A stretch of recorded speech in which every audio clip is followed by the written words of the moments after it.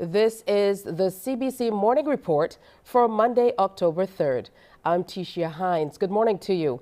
In our top story, the white paper on improving the lives of people with disabilities will soon be coming to Cabinet. And from there, the hope is to have appropriate legislation in place. Deputy Chairperson of the Advisory Committee for Improving the Lives of People with Disabilities, Carrie Ann Eiffel, says that legislation is long overdue. But at least Barbados is moving in the right direction. After the legislation, the plan is for the establishment of a commission and tribunal for the disabled. Ms. Eiffel was speaking last evening on TV8's current affairs program, The People's Business. Legislation is only the beginning. We still have the work of ensuring that it's implemented. And that's why I want to bring you to the part where we discuss the commission that the legislation hopes to establish. This commission and eventually the tribunal that would hopefully be established, that we're looking to have established, provides a medium for persons with disabilities, advocates, caregiver advocates to come before and say, look, this is a situation that we're dealing with. This is not right. We need this addressed. And I think even if the legislation doesn't speak directly to your specific issue, the fact that it will provide such a forum that you can go in front of to raise those kinds of things to, it will broaden the scope of what redress is available to us. Because right now, there really isn't many recourses for persons with disabilities when they are being discriminated against, right? And that is what this legislation seeks to do. So even if it doesn't address the issue, we are providing a means by which we hopefully can have the issues addressed.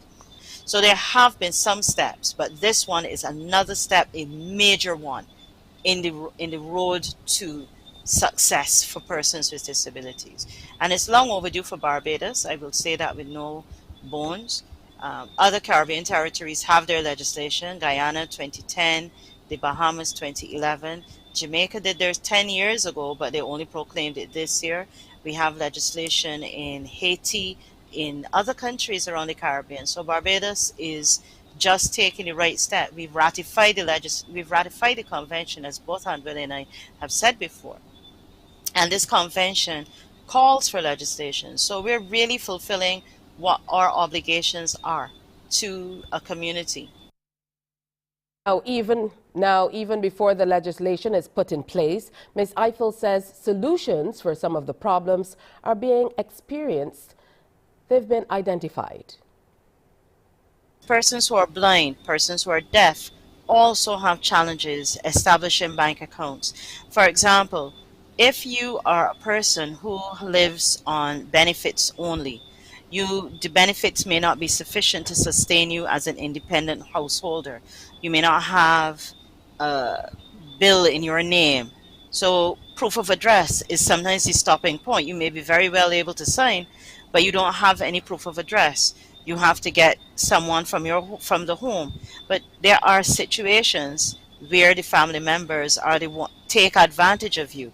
They know you have a bank account. They know that money's coming on in a regular thing. And we've had situations where people have actually stated their family members beat them if they don't hand over the money. So you would want to be able to keep those kinds of information private again. So with the national ID now changing, that is hopefully one method. As you know, you're going to have the digital ID, digital signature as part of it. So for some persons, that would be an option. For others, the biometric system is being used for some of everything else. You can unlock your devices nowadays with your fingerprints. That is an option you can use as well. Use persons' fingerprints as their signature for the bank. We have the digital capacity for those things these days. So that is how we are hoping that the financial institutions will begin to work on such solutions. Also on the People's Business was another member of the advisory committee, Senator Andwele Boyce.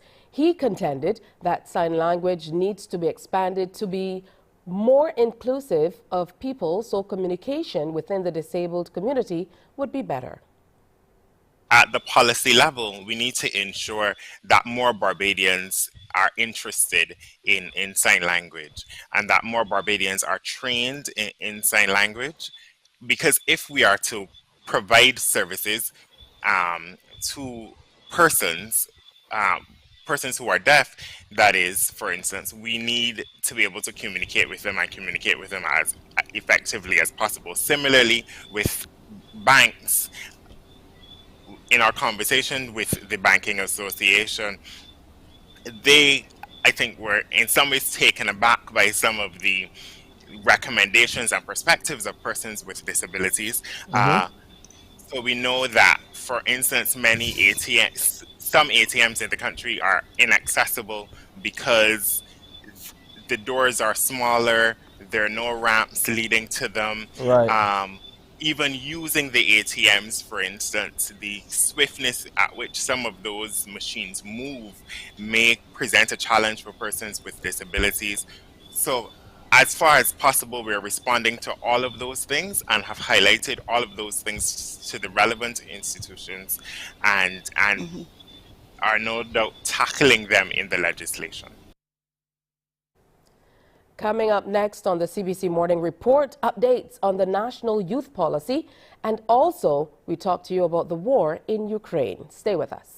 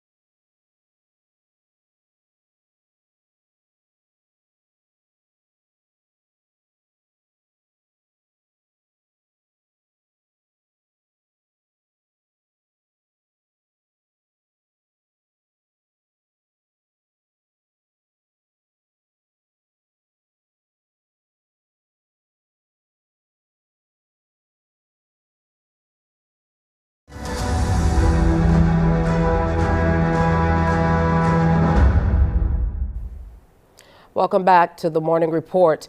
The National Youth Policy is expected to be completed by the end of the year.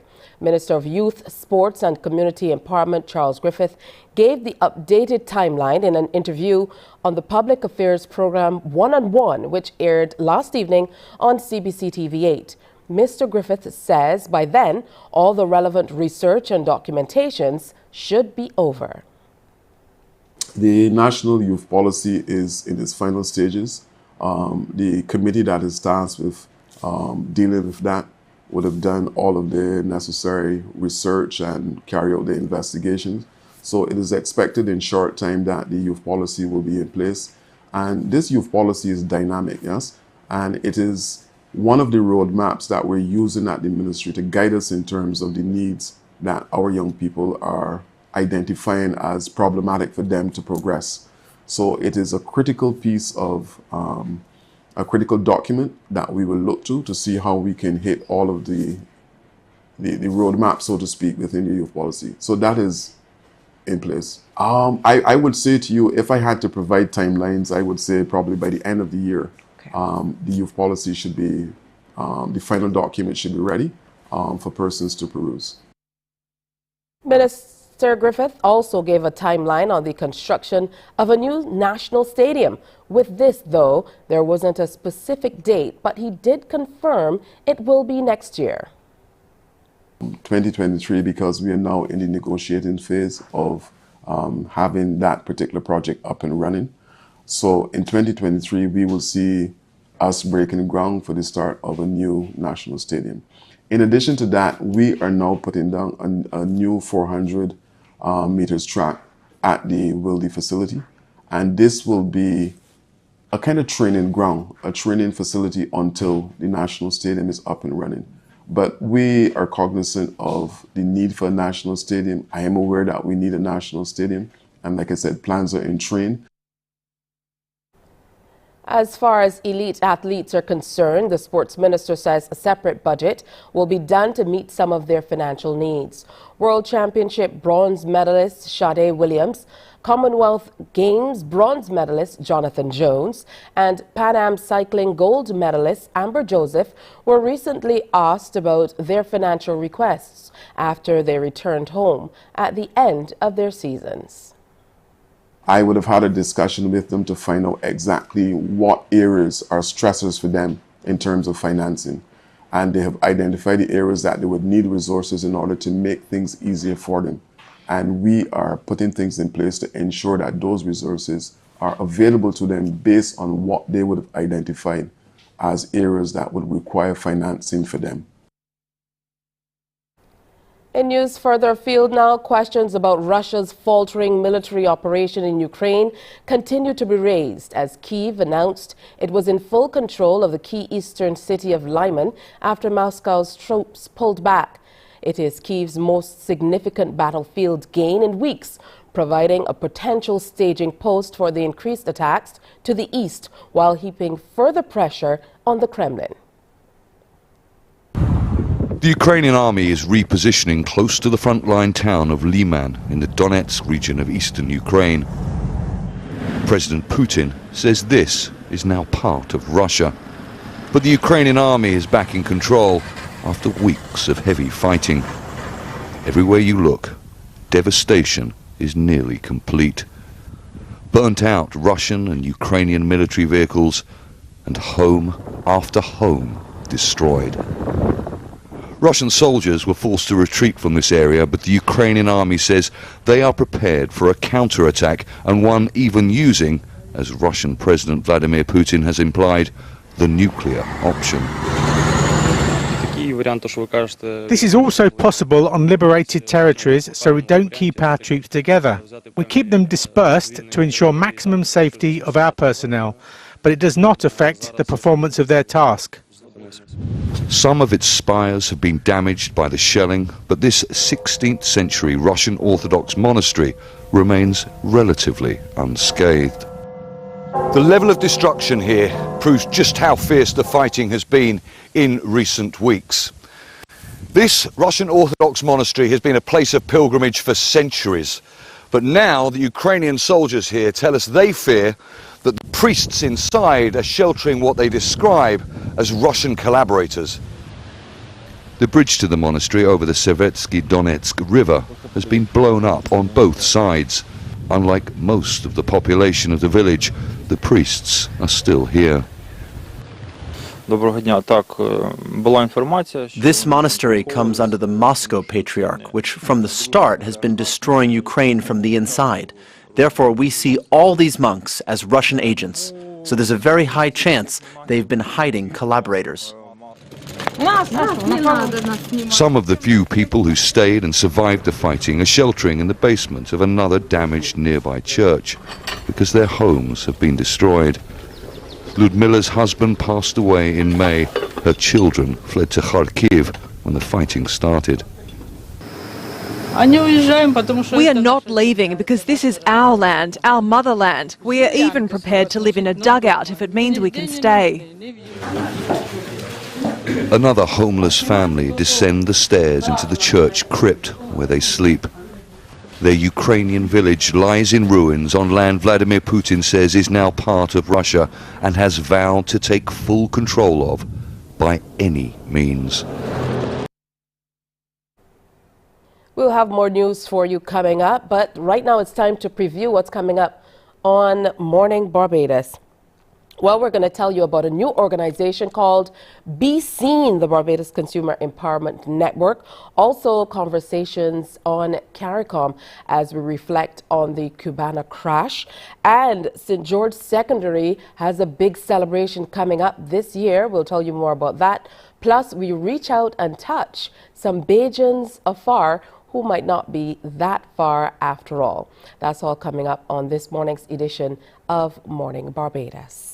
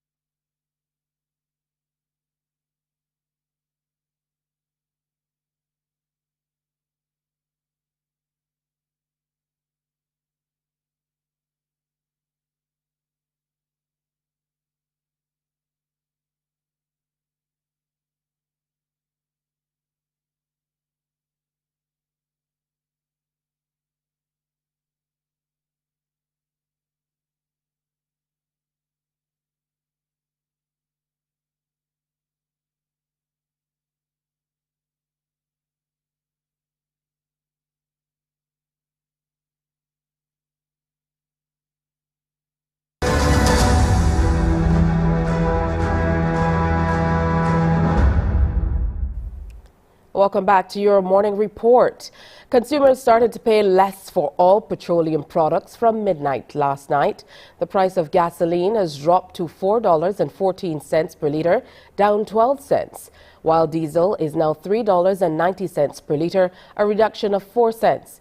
Kerosene is down by 2 cents and now costs $2.14 per litre.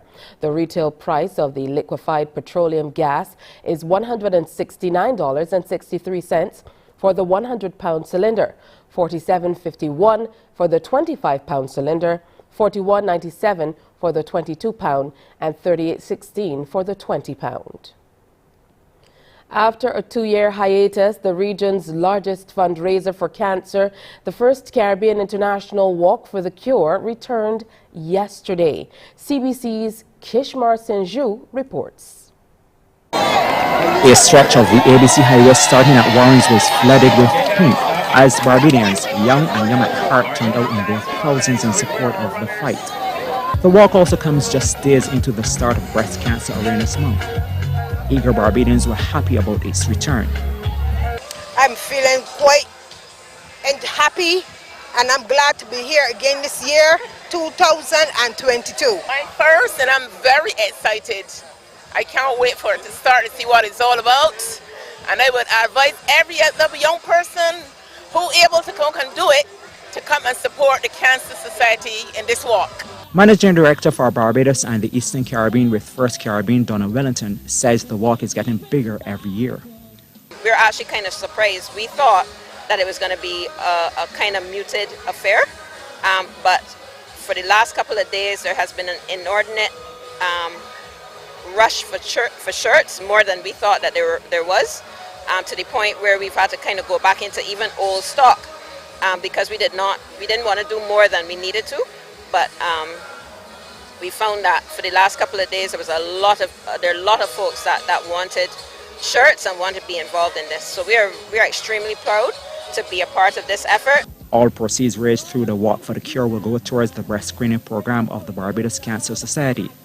Medical coordinator of the program, Dr. Shirley Jagru, welcomed the support and the large turnout, noting Barbadians really care about what's happening regarding breast cancer.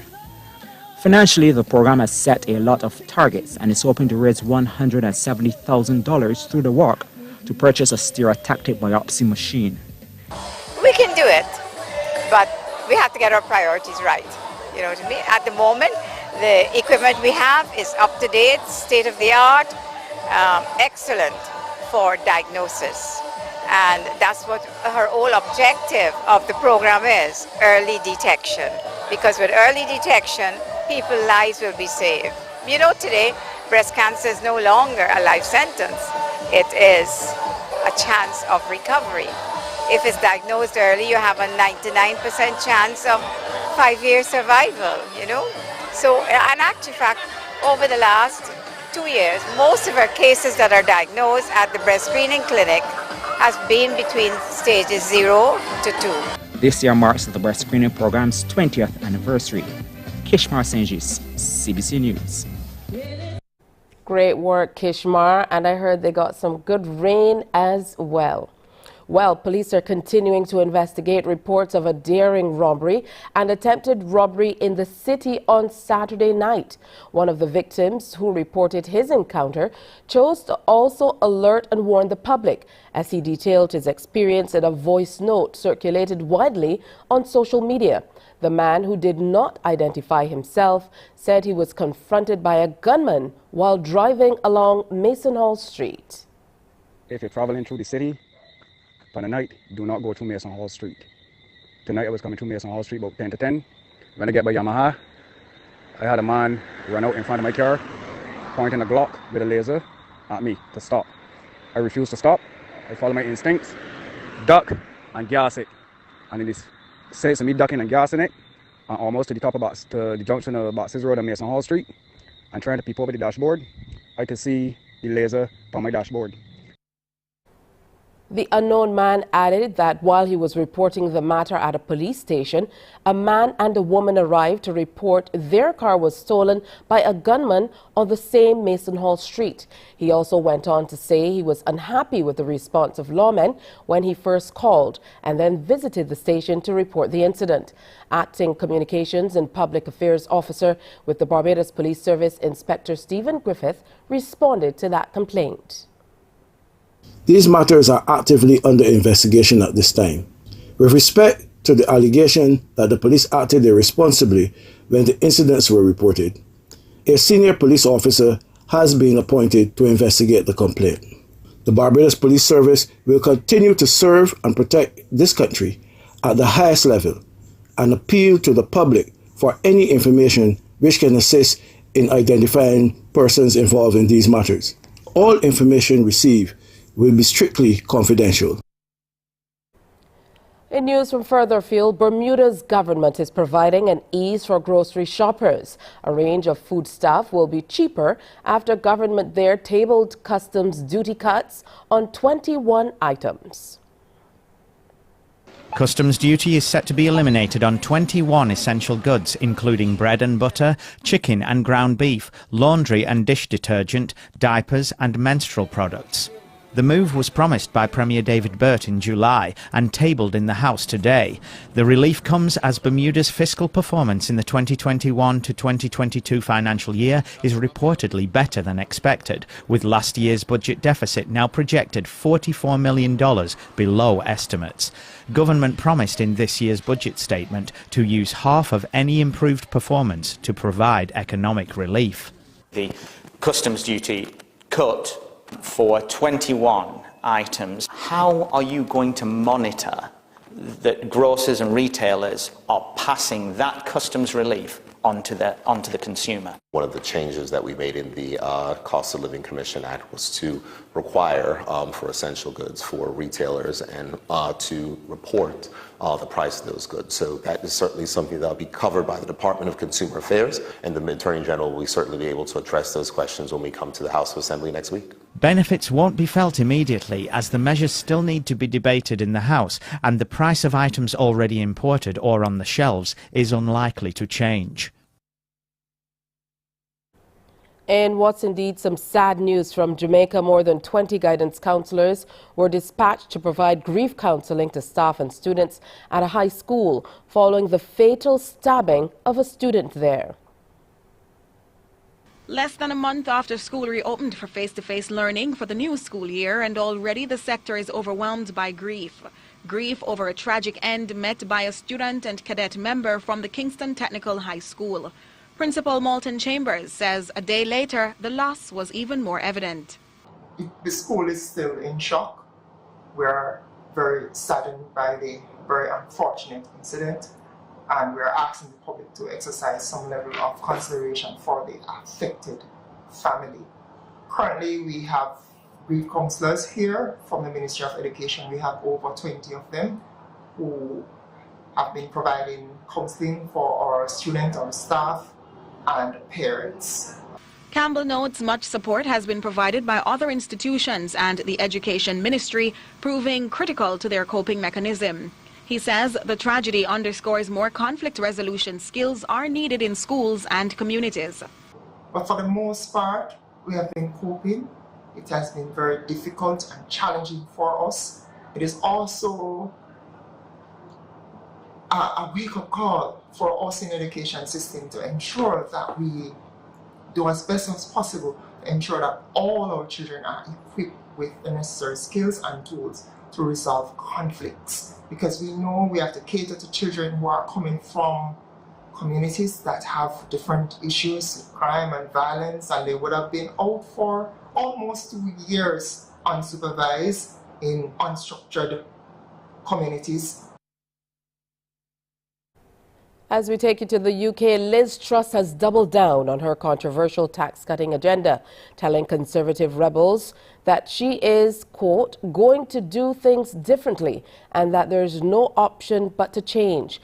The UK Prime Minister is set to face a wretched week at the Tory party conference after the disastrous reaction to tax-cutting mini-budget measures last month. As honeymoon periods go, this has to be one of the shortest in political history. Less than a month since Liz Truss took over as the UK's new Conservative Prime Minister, her government's controversial tax and borrowing plans mean the Conservative Party conference is literally besieged by critics. And from the PM, an admission. I do stand by the package we announced, and I stand by the fact that we announced it quickly because we had to act. But I do accept we should have laid the ground better. I do accept that. The economic strategy of Truss and her Chancellor is intended to dramatically boost growth. The plan to give tax cuts to the rich, funded by billions of pounds of government borrowing, sent the currency and bond markets into turmoil last week. Indonesia's president has ordered an investigation into the weekend's football tragedy, along with a safety review into all football matches. And he also directed the country's football association to suspend all matches until security improvements are completed. This after at least 125 people were killed and dozens more injured in a riot and a stampede at a football stadium. The tragedy on Saturday night in the eastern city of Malang was one of the world's deadliest sporting stadium disasters. The stampede happened in the city of Malang in East Java province after a match between home team Arema FC and their rivals Surabaya. The chaos began after supporters from the losing side, Arema FC, invaded the pitch. Police responded by firing tear gas, which caused fans to flee for the exits. Many of our friends lost their lives because of officers who did not humanise us. We're very disappointed with the treatment because many lives were lost. FIFA's rules ban the use of tear gas by stewards or police at football matches. East Java's police chief defended the crowd control measures used by his officers. It was a feeling of disappointment that prompted supporters to go down to the field to ask the players why they lost the game. That's when the security team moved in so fans wouldn't get onto the field or interact with the players. During that process, tear gas was fired because there was anarchy. A look at sports now. Despite an impressive all-round performance from captain Hayley Matthews, West Indies women still fell in yesterday's third T20 International against New Zealand's women. Playing in Antigua, the White Ferns won by 5 wickets at the Viv Richards Stadium. Sent into bat, the Windies women were limited to 93 for 9 off their 20 overs, with Matthews top scoring with 30 inclusive of 4 fours. Fran Jonas took 3 for 16, while there were 2 wickets apiece for Eden Carson and Susie Bates. Matthews returned to claim 4 for 12, but the visitors still reached the target on 94 for 5 in 18.4 overs. Maddie Green led with an unbeaten 49. New Zealand women led the 5-match series 2-1. The 4th match is set for Wednesday at 1:30 p.m. And we're going to take a look at the weather.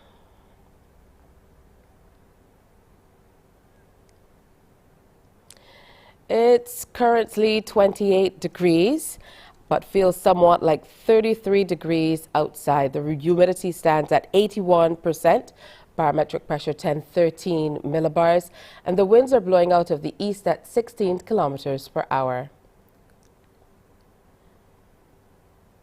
You can expect the second low tide to come up around 3:30 this afternoon. The first high will be at 1 minute after 11 this morning, and the second high tide will come around 20 minutes before 12 noon.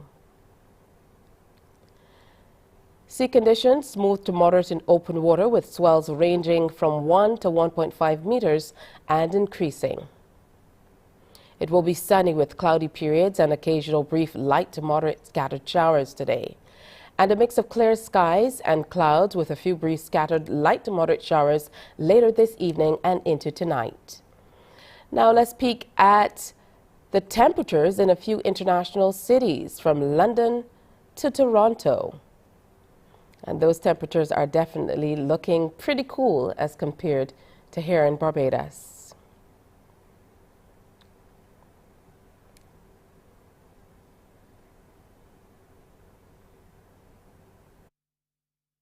Well, that's it for the morning report. Coming up, we have Morning Barbados. Stay with us. Wake up, wake up, wake up, wake up. Barbados, get up. Good morning. Good morning, Barbados. Good morning. Good morning to you. Good morning. Morning, morning, morning. Good morning to you. Good morning. Morning, Barbados. Good morning. Good morning to you. Good morning. Morning, Barbados. Good morning. Wake up, wake up, wake up. Morning to you. That's right. Good morning to you. Thank you so much for tuning in for Morning Barbados for another Monday. It's a new month. It's October. I'm Tisha Hines, and I'm sitting in for Pearson Bowen, who is off on much needed holiday. I don't know who gave him an entire month off, but enjoy it, Pearson. And I certainly hope you have a wonderful time and you get lots of much needed rest. Remember, you can email us at morningbarbados@cbc.bb. Drop the G, all right? So morning. You know how Bajans say it, Morning Barbados. That's how we say it. So you can send us your emails. We would love to hear from you. And of course, you can follow us online as well. We are on Facebook and Instagram. You can see pictures and this and that and the other. And of course, if you're watching us on CBC TV8, it's wonderful to have you with us as well. So we have a great show planned for you today. As always, we will be telling you about a new organization called Be Seen. It's the Barbados Consumer Empowerment Network. We're going to get to that in a little bit. But we're also celebrating with the alumnus of St. George Secondary School. That's right. Good morning to all of you. Big celebrations in 2022. We'll tell you all about the week of activities, well, the year of activities, because they have a big celebration coming up, 50 years. So we'll tell you more about that. We're going to reach out to a few Bajans who are abroad, but close, still doing wonderful things in and for Barbados. And we want to salute them and share that with you. And we are also going to be having conversations on CARICOM. You know, we have that every single week as we have Ambassador Commichon coming in and sharing with us. Today will be no different. So we're going to enjoy that. But let's get straight into our very first conversation, which is quite timely at this time in Barbados and indeed across the world, as consumers need more and more representation as supply chains are buckling and there's so much happening in terms of prices rising and things of that nature. We're telling you about the Barbados Consumer Empowerment Network, or Be Seen, formerly called Be Seen, and is Barbados' newest organization with an overriding mandate to empower consumers in their efforts to ensure that they receive value for money for goods and services in Barbados. I love to hear that. So let's welcome a few wonderful people to Morning Barbados. Some familiar faces. Always good to see them. Maureen Holder, Executive Director, and Ambrose Carter, Interim Board Member of the Barbados Consumer Empowerment Network. Good morning and welcome. Good morning. Good morning, Tisha. Thank you very much for having us. So good to see both of you. Thank you. All right. Maureen may be a little bit more than Ambrose, but Ambrose, don't feel bad. Thank you. All right, so let's start with you, Maureen. Tell me a little bit about why you think it's timely to have Be Seen on the scene at this time. Right. Thank you very much, Tisha. You know, in Barbados, we have a situation where consumers, such as retirees, workers, business owners, students, wives, children, everybody is a consumer, as you're aware, in Barbados. Even suppliers are consumers at some point in time. We are feeling the full brunt of an exponential rise in the cost of living. The price of goods and services they've increased. We have a few large players that remain in control of the market. We are aware that some businesses and industries in Barbados have consolidated and competition has weakened. So it appears to be having a negative impact on many households in Barbados. So the situation at the moment is contributing to the frustrations and helplessness that consumers in Barbados are expressing that they're feeling on a daily basis. So inaction seems to be what is the most frustrating thing for many Barbadians. I mean, more than just talk, we want to see action taken with respect to an improved cost of living, and we want to see a rebalancing of the relationship between the suppliers and the consumers.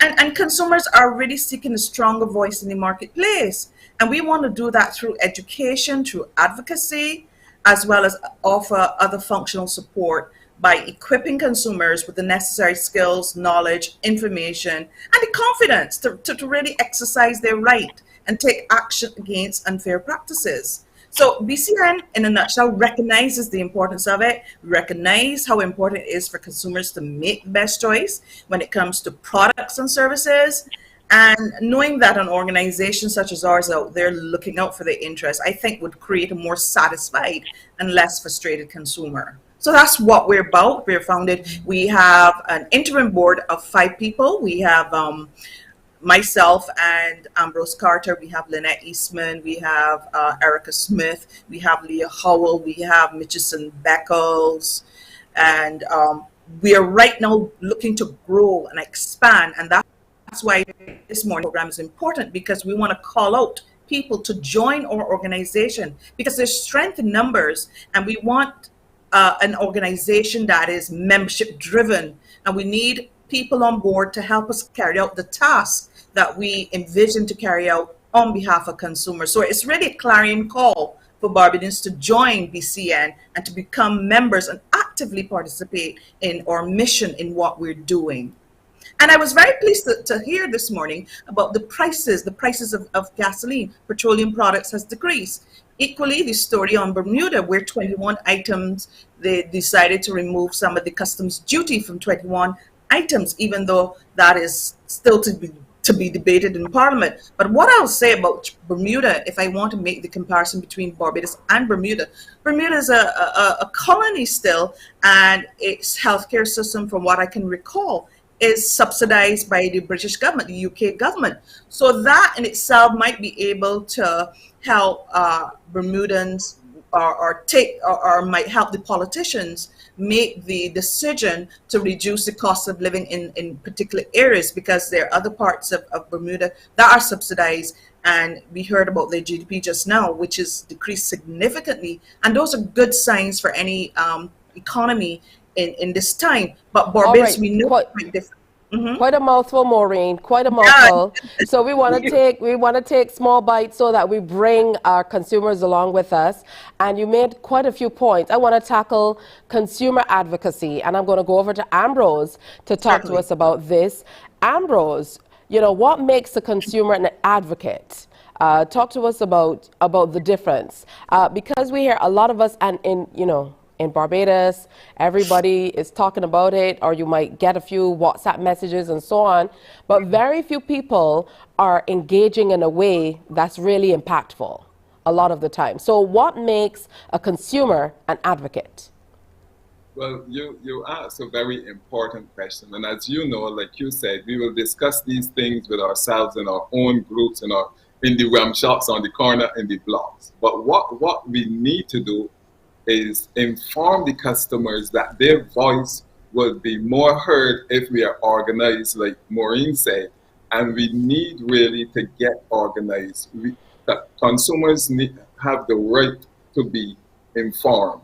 They have the right to choose. They have the right to safety, to be heard. You know, I heard someone saying the other day that consumers should not complain, basically when they were complaining about something that affected them. And we need to know, though, that nothing will become of this unless we do it together. So we need to advocate for better prices, like Maureen said.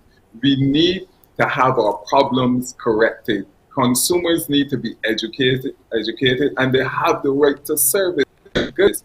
If they're provided with bad service, they have a right to say so. But we need to come together. You know, in Barbados, everyone is an expert on certain things, but we need grouping, we need numbers. We need to have this thing done in an organized way. Like, look, when the Fair Trading Commission was formed back in January 2003, they were supposed to provide public education and awareness. We are here to help. We're not in competition with anybody, but we are here to help push forward the consumer awareness, push forward for the consumer. So we want all consumers to get on board with us. Tisha, consumers need to understand that they have the power to bring about change, but we must be organized. And we are thankful to those organizations that have gone in the past, but we need to charter a new way forward for the consumer. We need everyone on board, the man at the top, the man at the bottom, and the man in the middle as well. So everybody needs to get on board. Okay, Ambrose, as a businessman, you know, does this change your perspective on things? Because there are a lot of us who are simply consumers, but you are someone in the forefront of running a business, which means that you are also setting prices and things of that nature. Could there be some conflict maybe, or does this set you up in a prime position to be able to advocate? Well, you need to remember that I'm also a consumer, and small business people are consumers as well. And you raise an interesting point, that when things or taxes go up, we have to adjust prices. When raw materials go up, when materials go up, we have to adjust prices. But what we ought to be doing, if we are the business person, the salesperson, that person trying to run their own small business, we need really to set margins that are reasonable. And that's the whole the importance of it all. You don't need big markups, and we need to balance these things as well. But all right, back to Madam Executive Director. You know, we're moving quickly today. Okay. You know, what's your plan of action? How are we moving forward, and how can we become a part of the organization? Okay, well, we are in the throes of our recruitment and membership drive. After this morning's program, we plan to come together, strategize to have at least 2 Zoom meetings, which we call town hall meetings. I don't know the necessary calling them. And then we're going to be stationed at various locations in Barbados so that you can come and register. Now, registration is a $10 one-off fee just to register. And then there is a subscription of $50 or $5 per month. Now, if you don't want to register manually, you can go collect the forms. The forms will be available at Lynette Eastman and Eastman on Dalles Road at her office, her law firm. You can pick up the application forms from there, or you can sign in, send an email to bcn246@gmail.com, and there you can register, and you'll be given information about how you can pay your fees. Now, as I said, it's really to reach out to have people come on board to support this initiative. People with skills, people with talents, people who don't just want to sit down and spectate, people who want to participate. So that's really what we're about. Don't forget the number you can call is 426-2244. And let me repeat that email address that you can send an email to. It is bcn246@gmail.com, or you can go to pick up the registration forms at Dalles Road, Eastman Law Firm, and that's where we can, register you and have you become a member.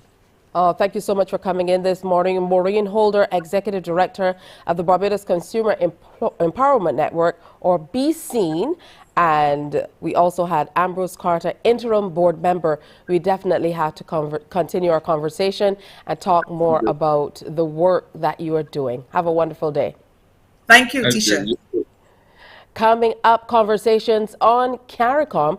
We're talking all about what is happening with the Cubana tragedy of the 6th of October, and we're going to talk about honoring the late Bobby Clark. That's all coming up on Morning Barbados. Stay with us. Morning, morning, morning. Good morning. Good morning to you.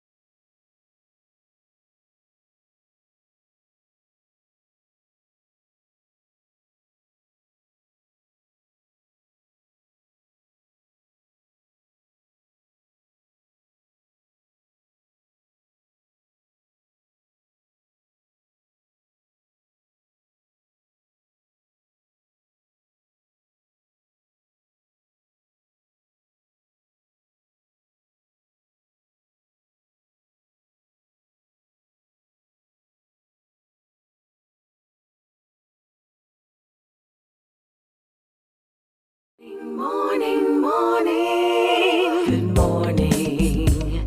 Good morning to you. Welcome back to Morning Barbados. So good to have you with us. I trust you've already had your cup of coffee or your cup of tea or whatever you need to get you going.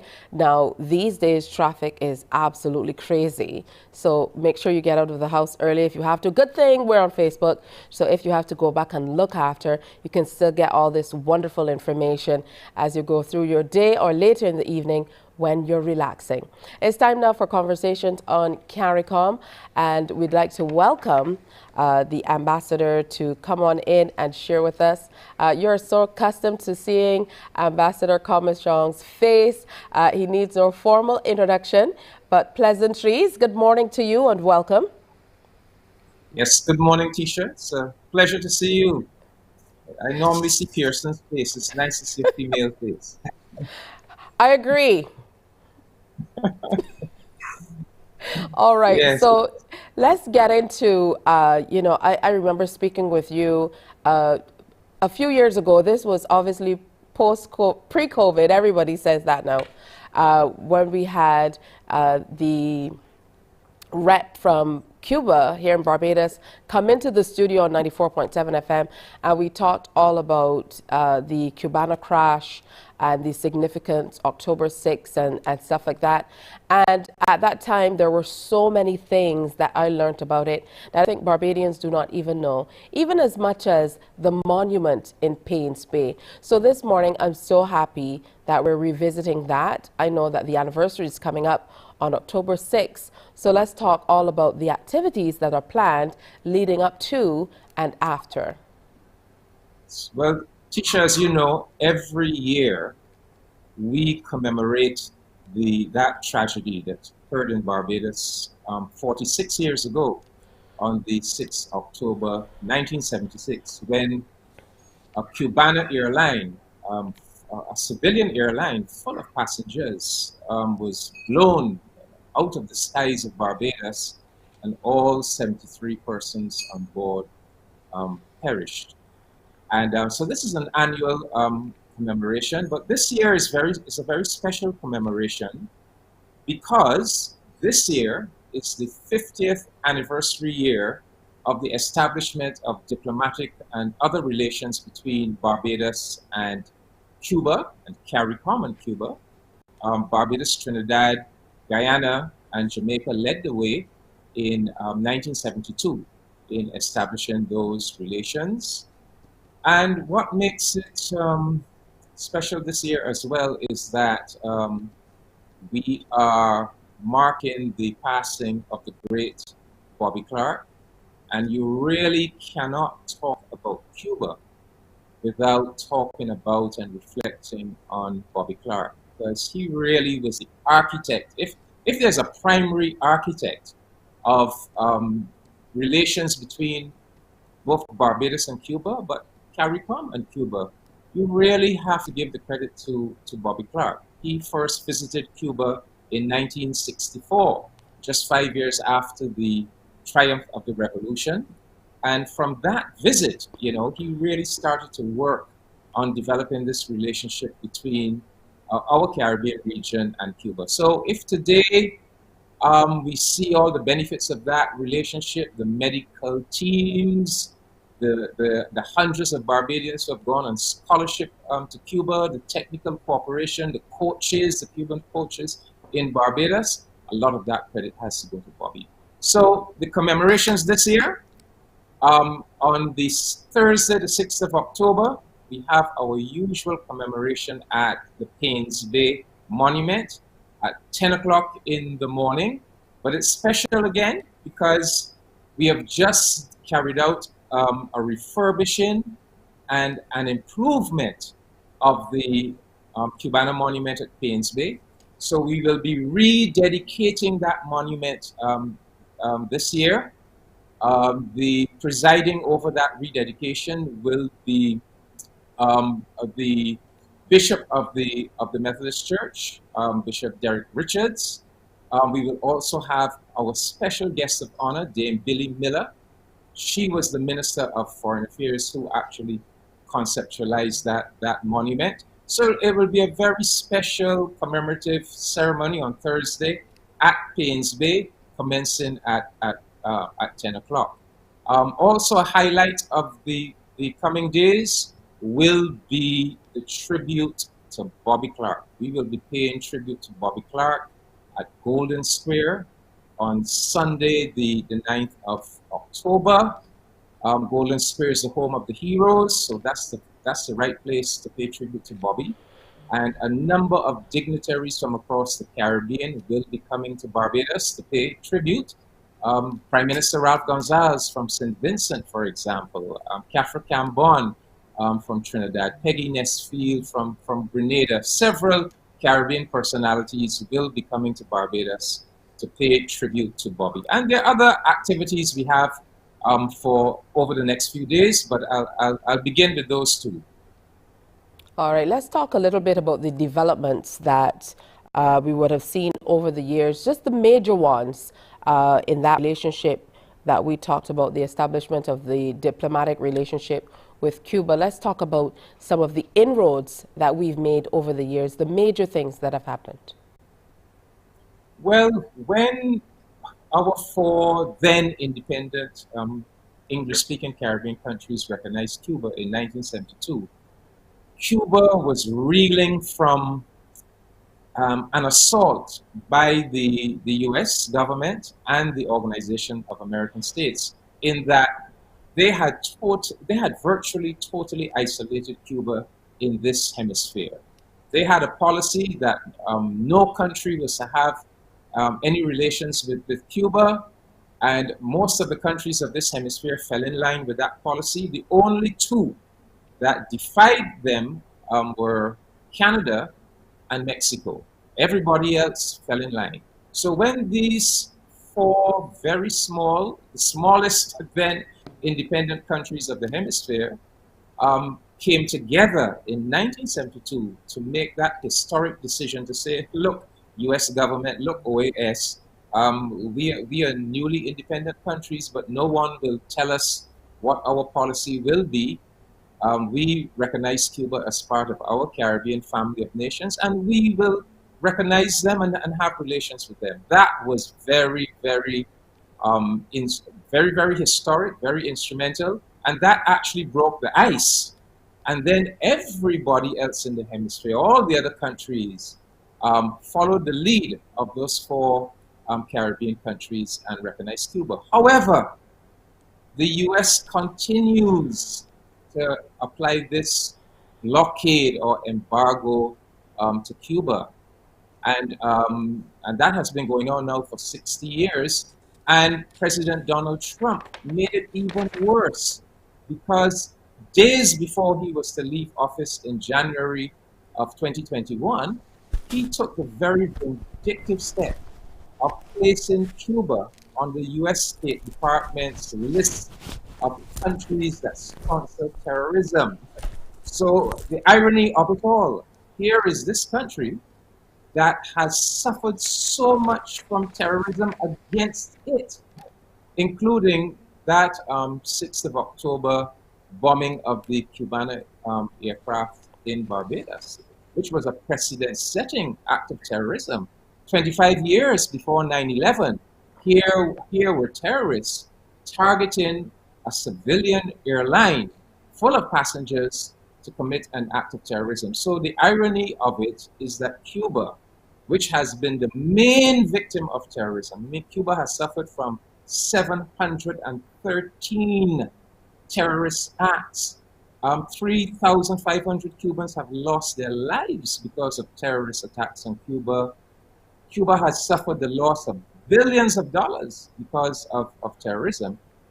Here's this country on the US's list. And that makes life very, very difficult for Cuba, because if you're on that list, banks and financial institutions and export institutions all around the world will have nothing to do with you. So CARICOM has, over the years, consistently carried out a campaign to say to the US, look, remove that embargo, let our Cuban brothers and sisters, live freely and be able to develop freely and naturally. So we have done that for decades now. And even while we do that, we're trying to get all of those sanctions lifted from Cuba, we still continue to weave between those sanctions and still have our relationships with Cuba. So every 3 years, we have a CARICOM Cuba Heads of Government Summit. We also have regular conferences of the foreign ministers of CARICOM and Cuba. We have a trade and investment agreement, and we have all this technical cooperation. So, for example, we have Cuban coaches that work at the National Sports Council. We have the scholarship program. Many Barbadians have gone to Cuba for training in a whole range of disciplines. And we collaborate in relation to hurricanes and disaster preparation, and so many other areas. But really and truly, the greatest thing that we in the Caribbean can do for Cuba is to upgrade our campaign to convince the United States government to remove that blockade.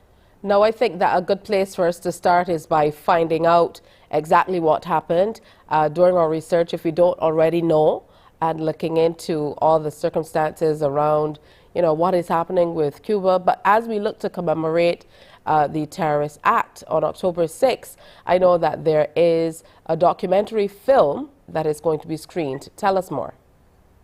Oh, yes. I'm glad you mentioned that. A brilliant documentary. It was produced by a filmmaker of Hispanic origin out of Los Angeles, Enrique Berumen, a veteran at his craft. And so he's done this new documentary on the Cubana terrorist tragedy. It's called Cubana 455. And I think one of the things that inspired him to do the documentary is that in 2016, when we were commemorating the 40th anniversary of the Cubana tragedy, we launched a campaign from Barbados to have the United Nations designate 6th of October the UN International Day Against Terrorism. So he heard about this. He actually came to Barbados. He interviewed persons like myself. And over the last few years, he has produced this brilliant documentary film, which will be premiered in Barbados on Friday of this week at the amphitheater of the Barbados National Museum at the Garrison at 8 p.m. I was looking at it last night. It's really brilliant. It just doesn't tell the specific story of the terrorist tragedy, but it puts it into its historical context. So it explains how events built to that terrorist tragedy in Barbados on the 6th of October, 1976. And this film is going to play a very important part in pushing forward the campaign to persuade the United Nations to designate, to say, look, there should be an international day on which the whole world mobilizes itself, comes together to denounce and fight against terrorism. And the perfect day is really the 6th of October. And so, in fact, there's going to be an international press conference as well on Wednesday from the Pomerine, from the Hotel Pomerine here in Barbados. I think CBC will be covering that press conference, but it's going up to the entire world, where we are relaunching the campaign to have the UN designate 6th October, that International Day Against Terrorism. Yes, we certainly will share, and we will continue to share exactly how the celebrations will unfold. As always, thank you so much, Ambassador Komashong, for coming in and sharing with us. Thank you, Tisha. It was my pleasure. It's time for us to take a recap of the morning report. Morning, morning, morning. Good morning. Good morning to you.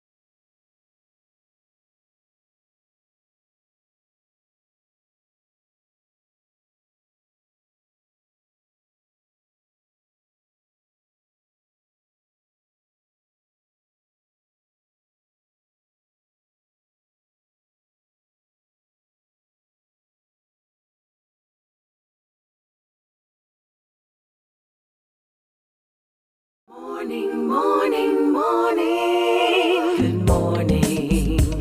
Good morning to you. And it's just after 7 o'clock in Barbados. Time to recap our headlines for today. Police are continuing to investigate reports of a daring robbery and attempted robbery in the city on Saturday night.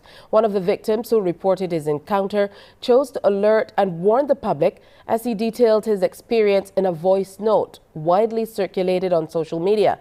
The man, who did not identify himself, says he was confronted by a gunman who was driving when he was driving along Mason Hall Street in the city.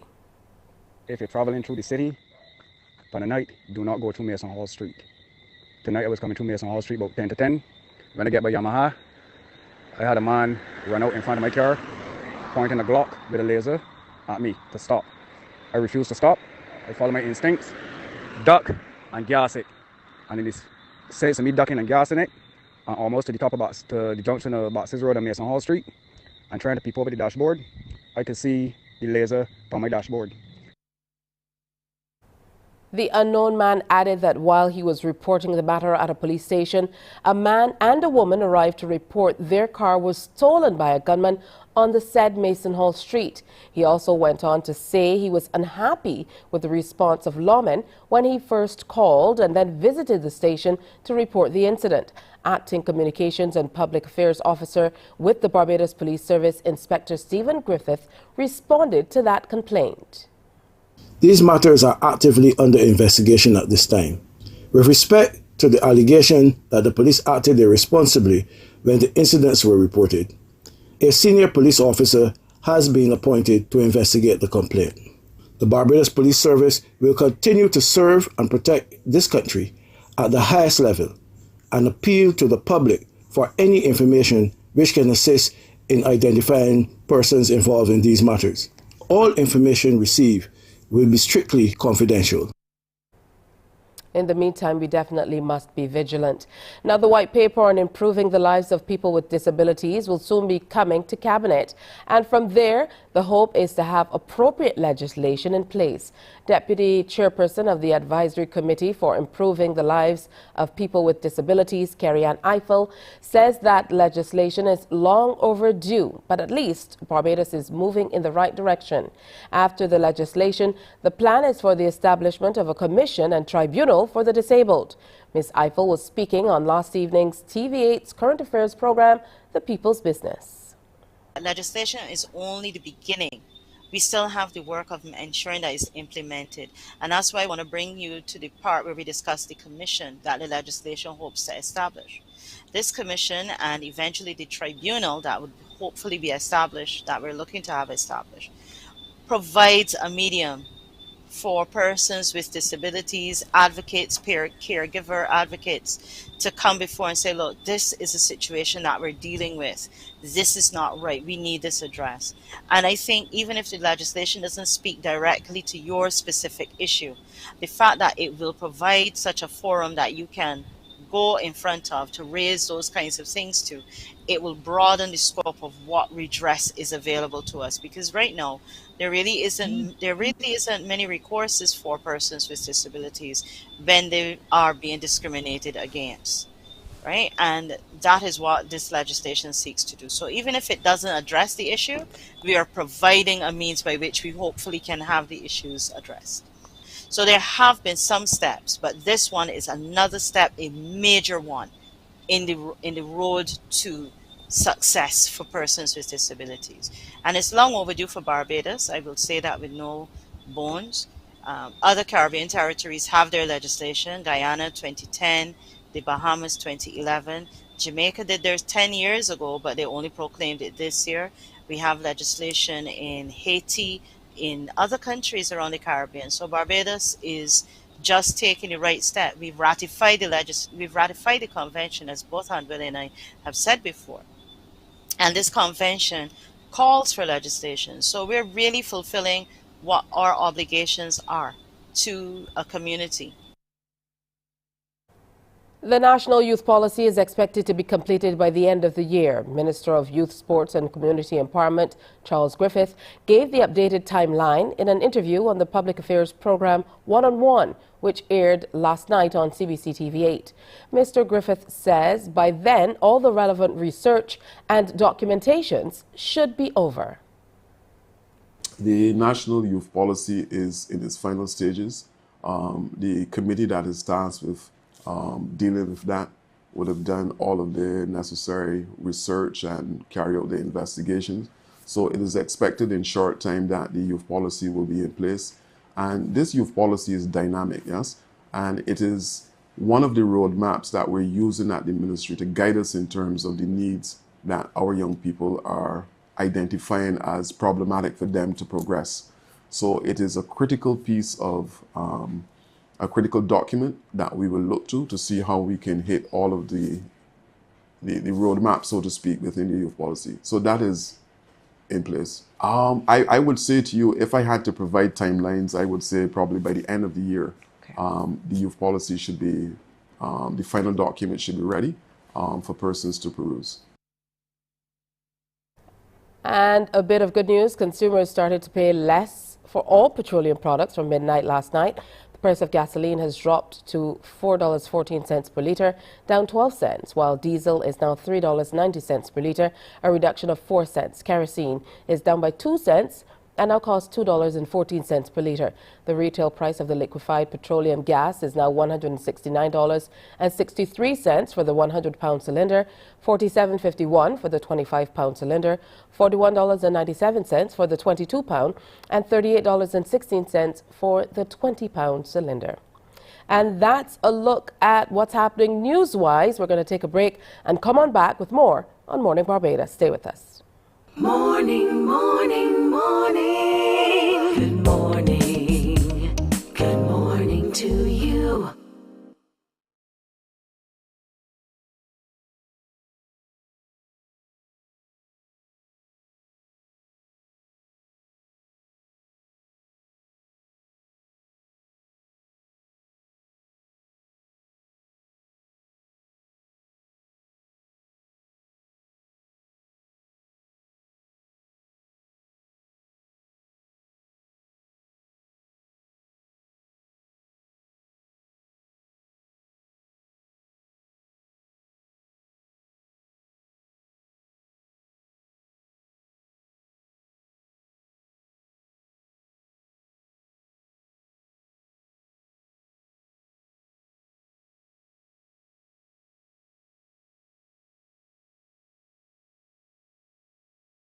Morning, morning, morning. Good morning. Good morning to you. Welcome back to Morning Barbados on this first Monday in October. What are your big plans for the month? I know with a new date, a new month, there's always an opportunity to come up with a new plan to do something exciting. And I know some people who are doing some exciting stuff for the entire month of October. 50th anniversary, that's major. St. George Secondary, that is their big celebration. And we have a teacher from the institution who is with us this morning. Let's say good morning to Kerry Pooler. How are you, sir? I'm doing great. I almost said, you know, Kerry Pooler. You know that name, like sometimes people mistake you for the name for a female. Yeah. It's a unisex. No problem. Listen, you know, I'm happy to see you nonetheless. It's always wonderful to see teachers stepping out and being a part of what's happening. Tell me all about what's happening for the 50th anniversary celebrations of St. George Secondary School. Well, thank you for having me, Tisha, and also good morning to all of Barbados. As you said, 50 is a great, great milestone. And as I told the students on Friday, they are lucky because they get to be a part of the 50th celebration. And you know, after 50, people probably go to 75 and then to 100. And many of us wouldn't be around for that time. So because it is 50, our principal and our teams thought it necessary to do it in a big way. And we started things off yesterday with a church service at Alatabas in Holiness Church in St. George. That's our adopted church, and we are their adopted school. So that partnership was pretty much natural. So we started there yesterday for church service, and today we have a special thing going on today. We're going to be renaming our pavilion after two old scholars, and in the name of Leslie Reefer and Gregory Lalo Goodrich. So this morning, the students are going to be treated to that renaming ceremony. And throughout the entire month of October, we're going to be having lots of celebrations. That's wonderful stuff. You want me to continue? No, that's wonderful stuff. You want me to go through all, or? Okay. Of course, we're gonna get to that as we go through it. What's the feeling like with the students, though, at the school? You know, to be a part of an institution that's celebrating 50 years. Well, like I said, on Friday we officially launched the celebrations to the students, and they were ecstatic. I'll tell you why they were ecstatic, because I'm going to jump in a little bit and I'm going to just give an idea of one of the things that we're doing that made them so excited. Next week, Thursday, we're having something called One School, One Community, One Love. And this is probably our 5th or 6th edition, but this one is extra special because it is falling in the middle of our celebrations. Usually we do it at the end of term, but as the name suggests, we're going into the community. So we're going to leave the school compound, we're going to go down to Charles Road Bridge, we're going to go further down, follow the road through by Chafet, make a U-turn through one of the communities there, and then make our way back to St. George Secondary School. So it's a long walk, like a parade atmosphere, there's music, and during this time we interact with the community. We talk about the school, the students are wearing their student colors, they're wearing their athletic colors, and it's a wonderful feeling for them. And as the name suggests, one school, one community, one love, we're using this opportunity to thank the community for bearing with us and also for having us in their midst. I don't know if you've been to the library in St. George, Tisha, but if you go there or if you're passing that way, and you're going to see a wonderful mural there on the wall. And that mural was painted by students and staff of the St. George Secondary School. Wow. So we are pretty much a part of the community, and we use this opportunity to go into the community. We pass by the primary school, we give them a shout out, we give them donations, we give them treats and so on, and then we keep going. So the students were excited about that because they get a chance to go out into the community and they get a chance to win prizes as well. What we're doing, this initiative is called Small Change for Big Change. So the students have been given a punch card, right? And in this punch card has a minimum of $10. And if they are able to fill this punch card with more than $10, they get prizes. So the student who brings in the most money gets a fantastic prize. Oh, The wow. second prize is also first, second, and third. So that really made them interested. There's cell phones up for grab. There's hoodies. You know, the kids like hoodies as well. So there are things up for grab. So when you ask me about the mood has been set since Friday, Tisha. So we are I ready love and it. ready to go. I love it, and I love that initiative. You have to say it in a Bajan accent for it to really matter, the small change for big change. So That's Bajan correct. say small change, you know, small change. I love A that. little It's a dollar, a little great 25 initiative. cents here. Right. And there's something else that the students must be really excited about, because I certainly am excited to read about it. There's going to be a cook-off, teachers and students, Oh. and that's coming off tomorrow. Tell me more. Okay, right. So that cook-off, because we need a little bit more time for that cook-off. So let me tell you first of all, that cook-off is going to be on the 19th. Oh, so you're instead. moving So it. unfortunately, teacher, yes, we're moving it a little. So I know you were going to come up to the school to get You some had of the to go delicacies shop, there. or you guys are waiting for the prices to go down, like the kerosene and stuff? No, to get before you get. Maybe we can get some companies giving you some stuff after you talk today. You put some time in, but I think that's going to be a wonderful initiative for the students and the teachers alike. If we wait for the prices to go down, Tisha, unfortunately, we may have to celebrate at the 100th anniversary. So we can't wait for that to happen. So we just pushed it back 2 weeks to give the students, because what we found is that we're only now into week 3 of school. So they only heard about it pretty much last week or so. So we wanted to give them another opportunity. And this too has them buzzing. Entries are due by the end of this month. They're supposed to make contact with another teacher, and they have the opportunity to mix a drink, non-alcoholic, of course. They can bake a cake, or they can do a special dish. And in conjunction with the students, the teachers are going to assist them, but it's really going to be the students' handiwork. But that cook-off comes off on the 19th. And preceding that, I thought you were going to say that they should be excited about this as well. We have a school tour and picnic where we're going off to King George V Park, and we're going to take them to St. John, first of all, to the St. John Parish Church. Tisha, our students, we find, don't really get opportunities like this, okay, to see Barbados. So we're going to take them to St. John Parish Church. There's lots of history there. There's a wonderful site there to behold. Even a little bit of history when it comes to the graves as well. Even our late Prime Minister is buried there. So some history will be happening there. And then we go off to Farley Hill National Park. We're going to have parents, if they want, they can let the school know. We have students taking part in that. We have buses now. So we shouldn't have a problem with buses. We're going up to Farley Hill, and there we're going to have a fantastic time. There's going to be sat races. There's going to be music. There's going to be food. There's going to be lots of fun for the students. And that brings a piece of nostalgia, because I remember we used to have, you know, picnics and tours all the time to take us all around the island. So I'm really happy that you're doing that for the students.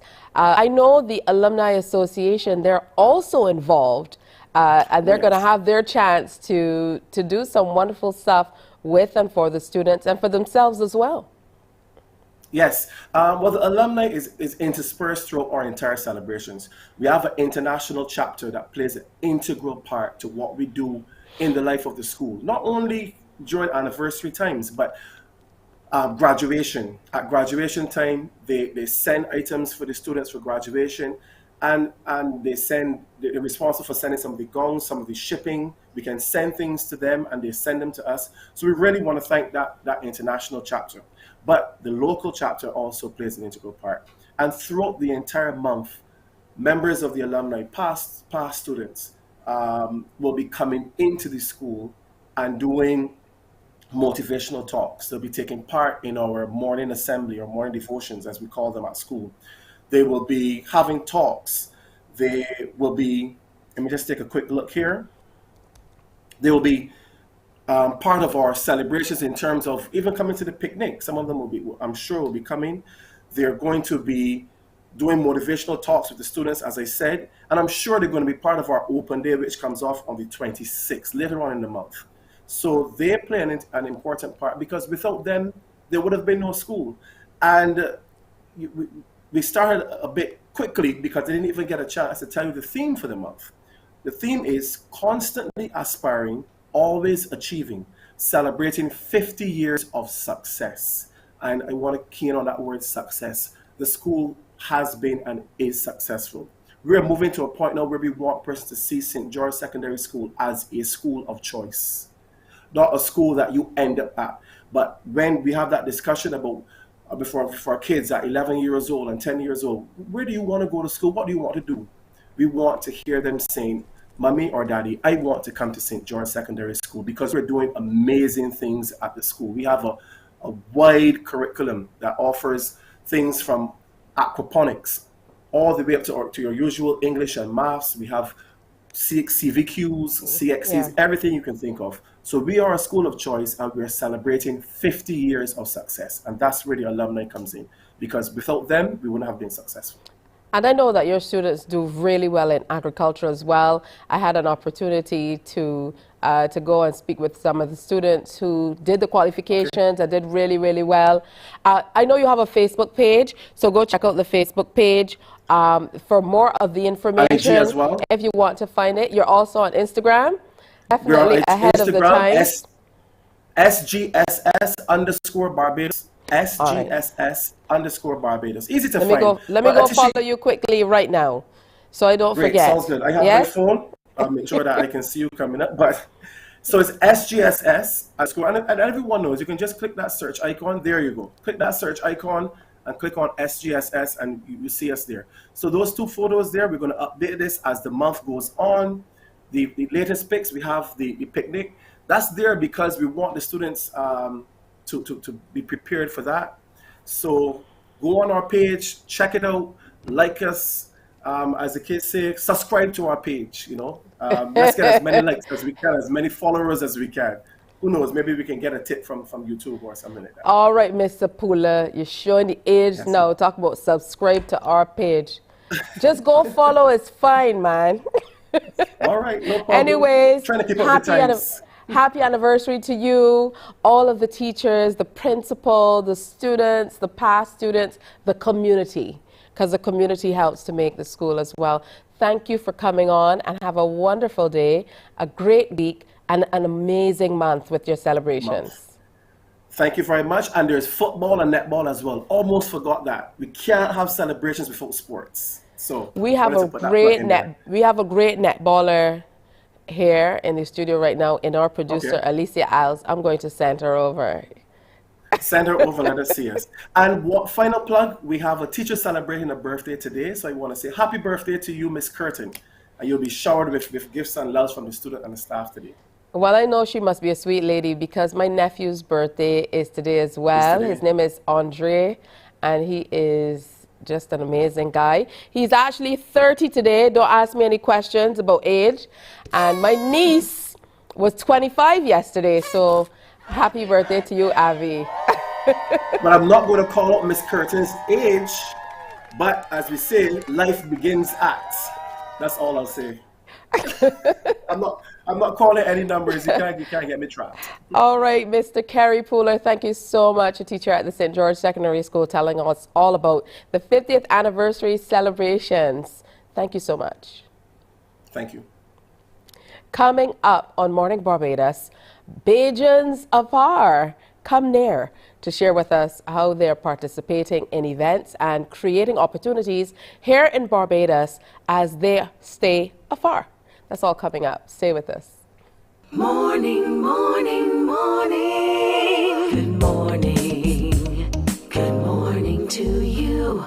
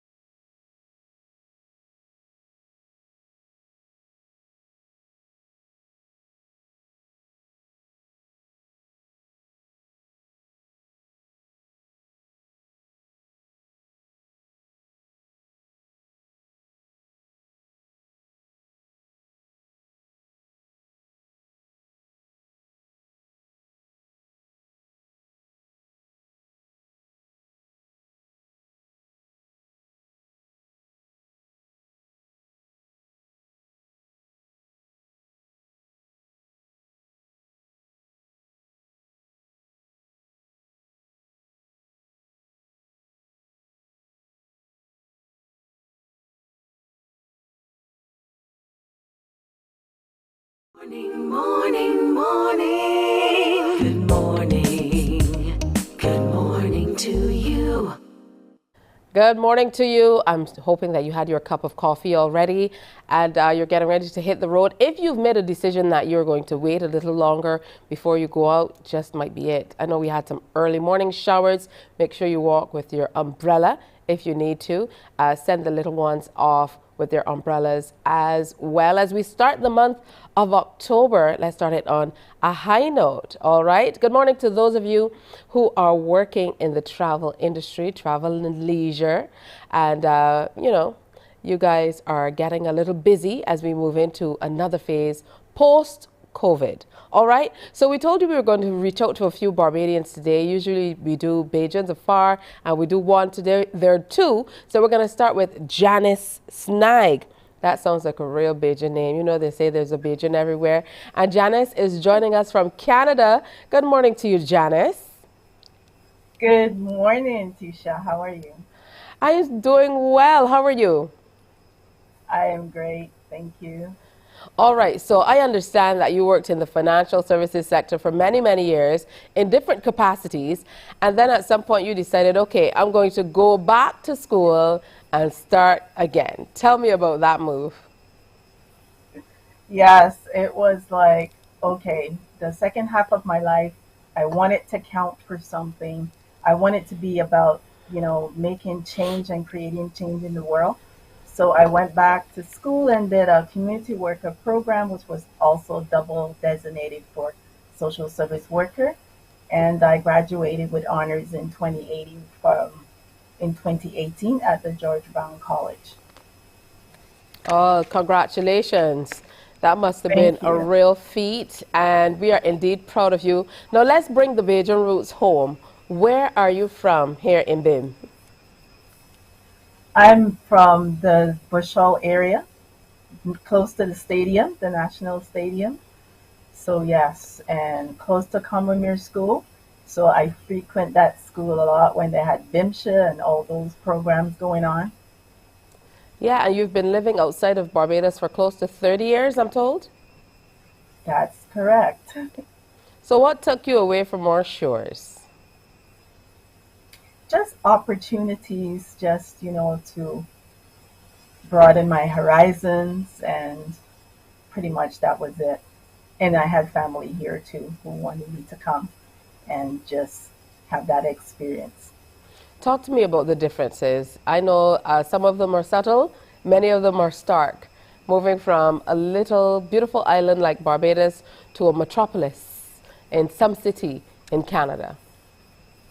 Yes. Oh, when I first came to Canada, the difference was like seeing so many different cultures, so many different colors of people, in a sense, because in Barbados, I mostly see predominantly my race of people, you know, Black people, but it was just a vast majority of different cultures and different people. And then the weather on top of that was also quite a different culture shock. I can just imagine. I know what it is, you know, that winter time you are dreaming of sunshine. You're dreaming of being on Accra Beach all of a sudden. All right, so I know you're embarking on, or you've started a project called Because She Cares. Tell us more about that. Yeah, I do. The Because She Cares project is part of like a spoken word project that I participated in. So I did a lot of the few of the spoken word poetic pieces for women living with HIV and AIDS that's retelling their story through poetry. And during the lockdown, when we couldn't go into organizations anymore, we ended up doing a short film. So that was a new project in that area. Talk to me about that short film and what you were able to accomplish by putting that on. Well, we were able to establish like a lot of connections with other organizations, and also trying to collaborate with some AIDS organizations there in Barbados. That's wonderful news. I know you are active in many, many ways, because in addition to the film, and the Because She Cares project and the spoken word. You're also singing in the church choir. Where are you finding the time? You went back to school after all these years. Where are you finding the time to do all of these things? I just love to give back to my country, and in doing so, I was part of this reading program as a reading tutor at the Toronto Public Library for more than 20 years. And I also received a volunteer award from the Ontario Volunteer Organization here in Canada for my year of 15 years served continuous volunteer service. So in that reading program, I was able to also extend that to a student in Barbados. All right, when's the last time you came home? It has been a while, and the lockdown hasn't really helped. But one of the important things about doing the reading program is I was able to connect with a family there and work with a 9-year-old boy in Barbados, Aiden Parsons, who I'm having a really good time. And ironically, he loves Canada.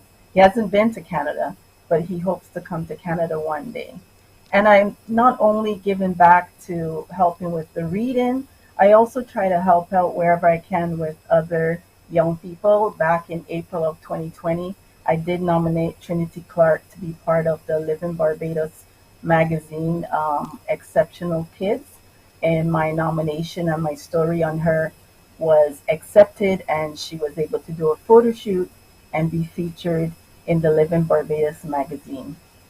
That's so I'm amazing. Really trying to, yes. It's wonderful that you're still reaching back, even though you're not physically coming home. You haven't been back for a minute. It's still good that you're still connecting with Barbados. Yes, I'm hoping to come next year by the grace of God. Well, speak it into reality, Janice. Yes. Janice is coming to Barbados in 2023. It's going to happen. I just did it. That's all it took. Yes. And it's going to happen, Janice. I can see the mangoes, and they better have breadfruit. Yes. So you're one of these Barbadians who must have some Bajan food, and you still share a lot about home, or have you fully embraced the Canadian culture and stuff like that? Or because you're there talking about breadfruit, are you still there making your pudding and sauce or sourcing it in Canada? What's going on? I don't make pudding and sauce and stuff like that, but I love my fish cakes. So I still have that, and pudding. My aunt's a really good baker, so she's good at making the pudding. But I do love my breadfruit cuckoo. I cannot come to Barbados when I call my mom and I'm like, okay, my breadfruit cuckoo and saltfish gravy is waiting for me. When I come from the airport, that's the first thing I sit down and eat. Oh, yes. That sounds good. That sounds very good. Breadfruit cuckoo and saltfish gravy will be waiting for you when you get here in 2023. I'm going to give you the last word because, this is your time. We want to celebrate Barbadians who are reaching out and still sharing with those of us here in Barbados, even though you're far away. So if there's anybody, family or friends, any last word you want to talk about your project, it's all over to you. Thank you so much, Tisha. Yes, I want to make a shout out to my mom, Mavis Snag Ferdinand, and all my relatives, Kathy Waite, Agatha Waite, my aunt, and all my family, Gail Thompson and my cousin Charles, all my family there in Barbados. I love you so much. Aiden is a beautiful, young, brilliant little boy, and I find that he's made so much progress in the program. So I'm willing to extend this to about 3 more students in Barbados. If there's any student between the ages of 4 to 13 that needs assistance with reading, I'm voluntarily giving that service. We do our sessions over Zoom. So if they're reading behind grade level, then they can connect with me at jlsnag@gmail.com, and I will take on 3 more students from Barbados voluntarily free, that I'm giving back to Barbados to help the students become greater and better in their reading and progress in their school. Oh, thank you so much. Thank you so much, Janice. And I look forward to meeting you in the flesh next year. Yes? Me too. And, Yes.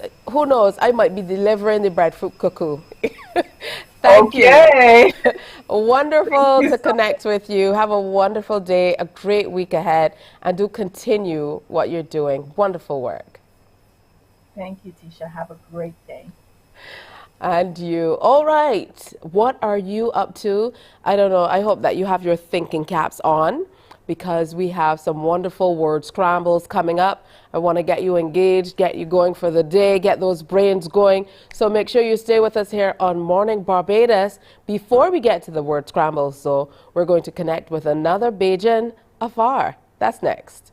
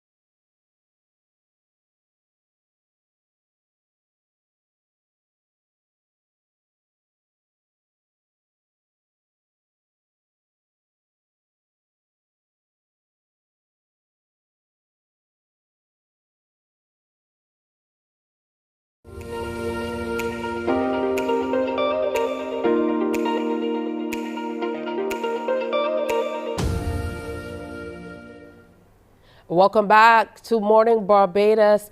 I'm Tisha Hines. I'm sitting in today for Mr. Pearson Boy. Well, not only today, he's on holiday. I don't know who gave him an entire month off, but he's off for an entire month. So maybe you'll see me for that entire month as well. Hopefully, we're going to have a good time together. And, hopefully you already had your cup of tea. Maybe you like something cold in the morning, whatever it is. Make sure while you're having that, you're peeking at the screen. I can hear some rain outside as well. So who knows, we might update you on the weather. Now, we have been checking in North America, and we had a chance to speak with Janice, who is a Barbadian living in Canada for over 30 years.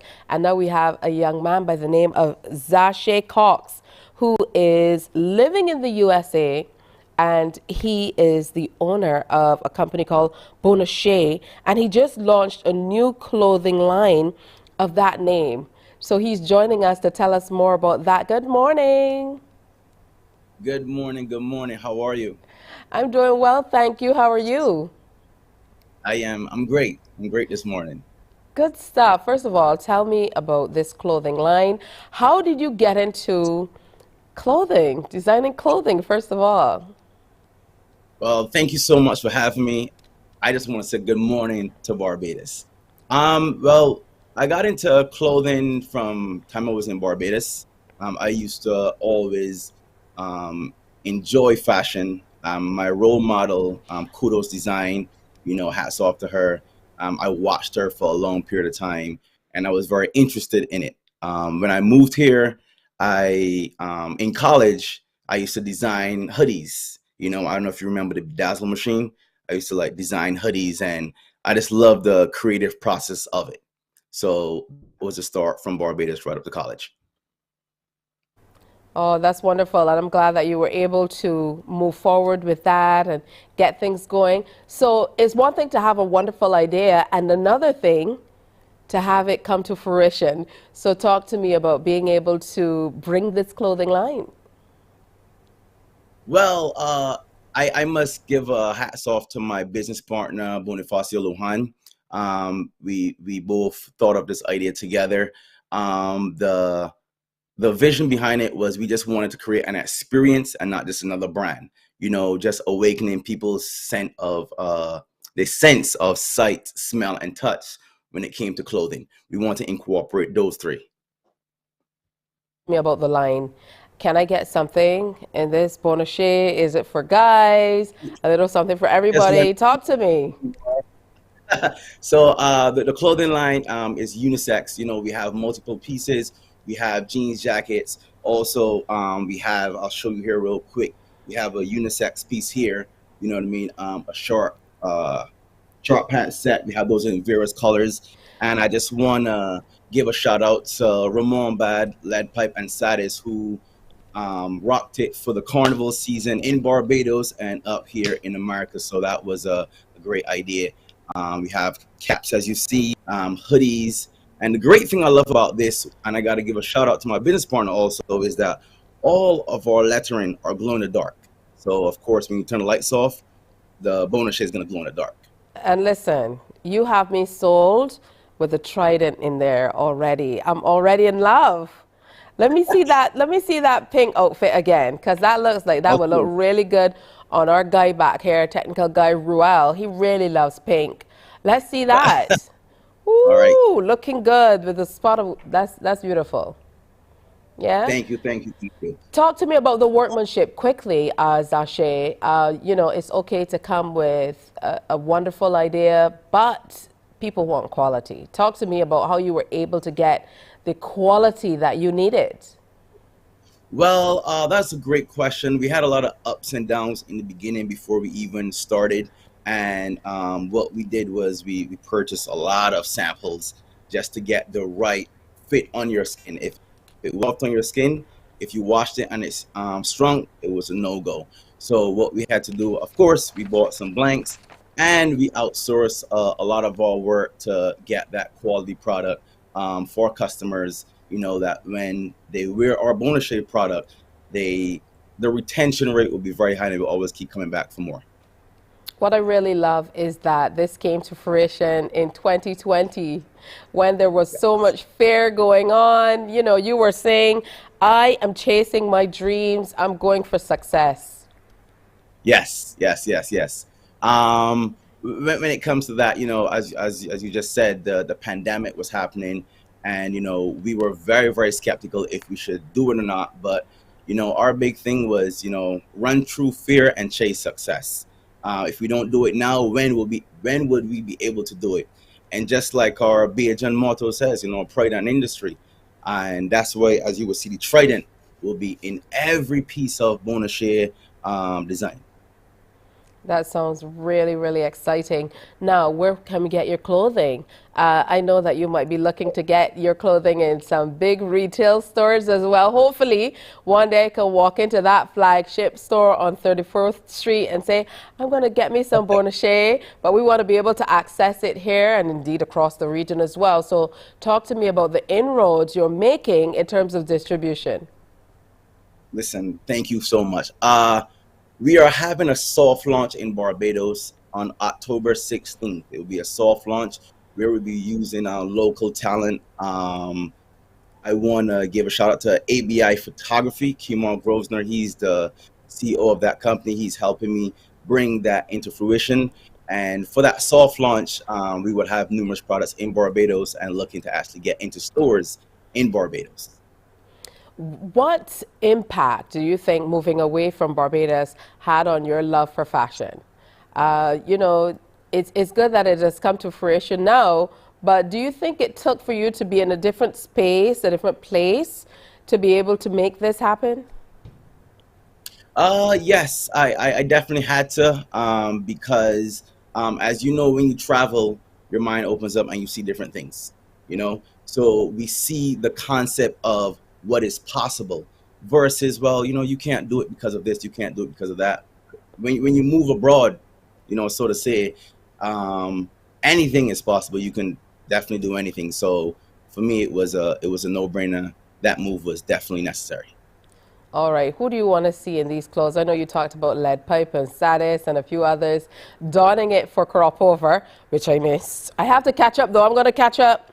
But all right, you know, who is that one person, or who are some of the people you would love to see donning bonachet? Well, if I can say this, first off, I want to give a lot of love to my grandmother, God rest her soul. She would be one person I would love to Oh, see that's sweet. walk my Cox. But outside of that, I just want to see anyone and everyone who identifies with our message to be unique, to be creative, to motivate, and also to be unified, to be one. Anyone that identifies with that message, I would like to see in our gear. That is so cool. I love to see boys who love their grandmothers, you know? Yes. I said, anybody at all? And he said, my granny. I would love to see my grandmother in these pieces. That is so wonderful. You know, where are you taking the brand? I want to talk about your plan for the brand going forward. You know, these are some gorgeous pieces, and they're pieces that I can definitely see people of all ages, at all stages, like you said, wearing. You know, distressed look with the denim, all the way to the colorful, the hoodies. Very, very beautiful pieces, yeah? So where are you taking this brand? Well, we plan to within, the next year, a couple of years, what we want to do, of course, we're going to expand. Number one, we want to be in different stores. We want to have keep a big online presence. Also, as I said before, we just want to be that experience where it is that the sense of sight, smell, and touch. The smell comes in where it is that we have 3 fragrances, which is we will incorporate with the clothing. So when you buy any piece of bonus share gear, it feels good, it looks good, and also you will smell good. You just need to purchase, and boom, let's go. All right, for all those young people out here watching who might have fashion dreams and they're thinking, but the financials, we got to delve into your business a little bit. How were you able to make this happen from the financial side of things? Well, of course, during COVID, it was very difficult. But having a business partner, I always tell everyone, have a business partner, one that you guys are on the same page and one that you trust, and that understands your vision, and that's the basis. Because of both of us, it wasn't as difficult as I thought it would be when I thought about it by myself. So the financial aspect, we were very blessed to have a lot of people around us that helped us significantly, and too many names to call, but those people know who they are. All right, who's doing the designing behind all of this? Are you designing everything? Yes, please, ma'am. We are. My business partner says he lets my crazy mind work. If I can show you this piece real quick, this piece right here, the jeans jacket. All right, QR code technology, and this piece is called Chase the Lion. And he just, as I say, he just allows me to create, and once I create, he says, well, let's go. I never have a pushback. That sounds really good. Is there anyone here in BIM that you want to say hello to before you leave us? Too much to mention. I want to shout out, if I could say it in my page, I think my whole family down in the Glebe, St. George, the Cox family. I want to shout out everybody. To everyone down there that have some kind of influence in me getting this point, I want to thank you guys also. And, I will see you guys very, very, very soon. And we look forward to seeing you and seeing that line in the flesh. Thank you so much, Zache, for coming on through and sharing our Morning Barbados. Look forward to it. Thank you, ma'am.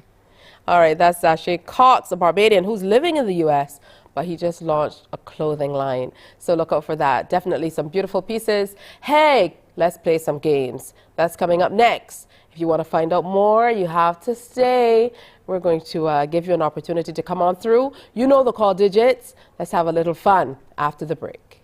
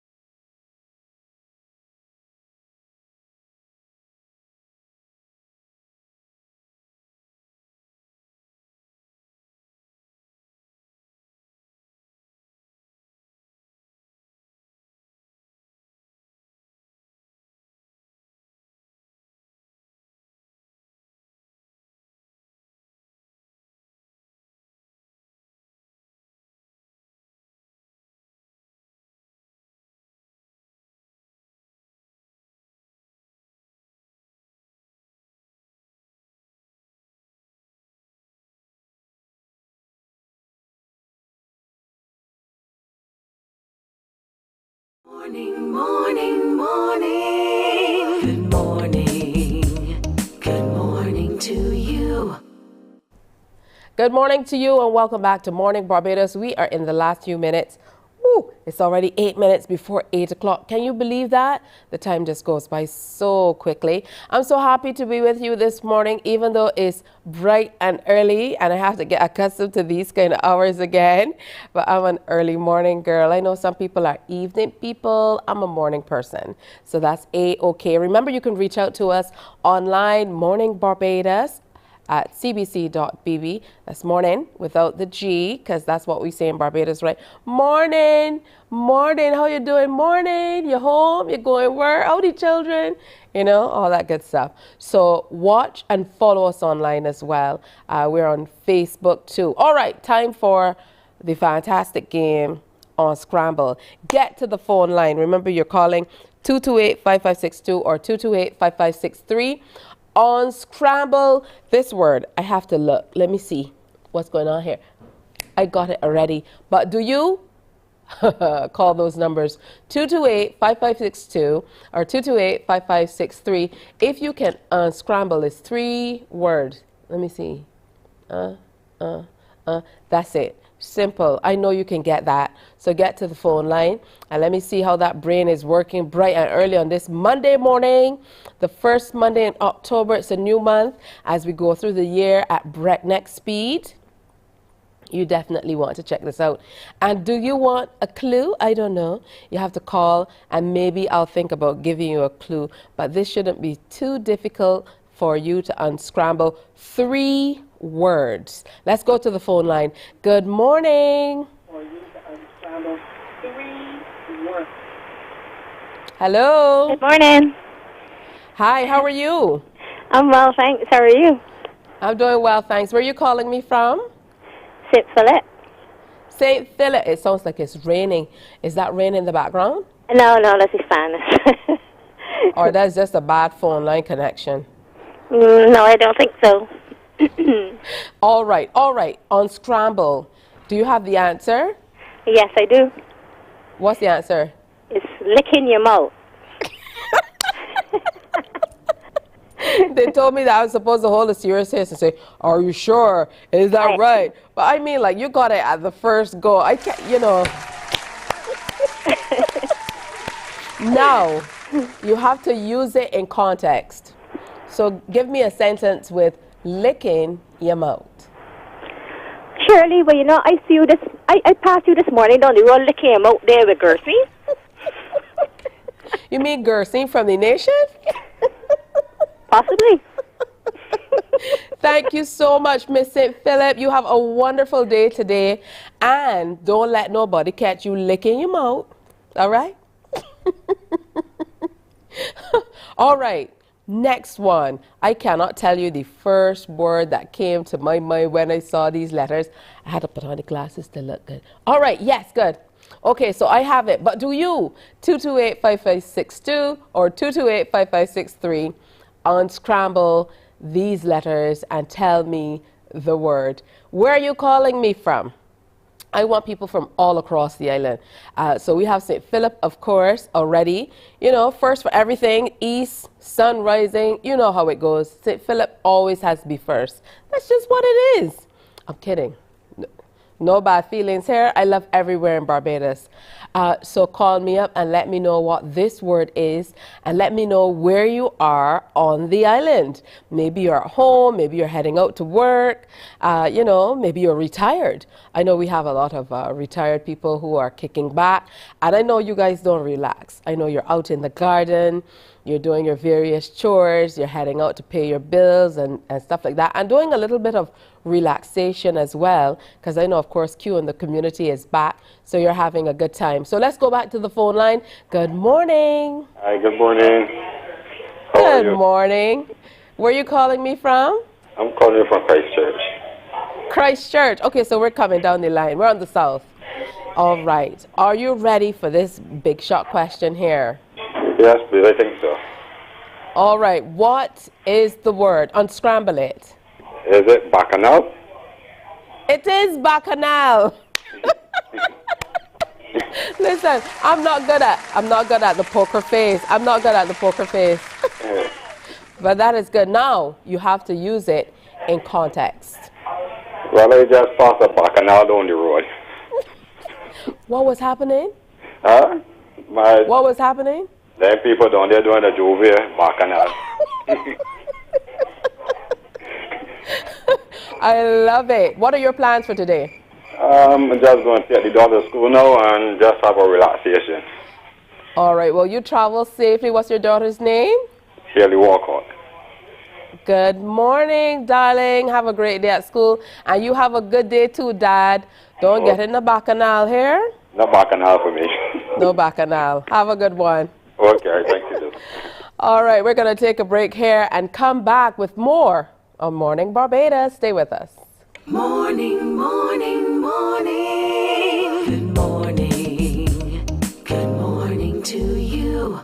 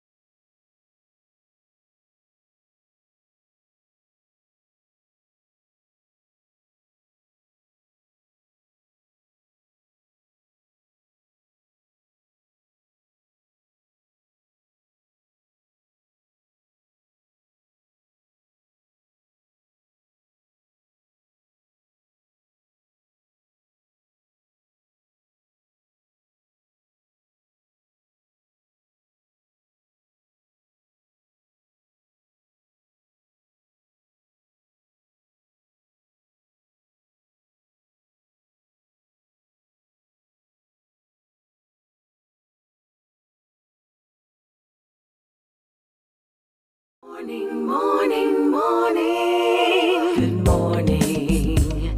Good morning to you.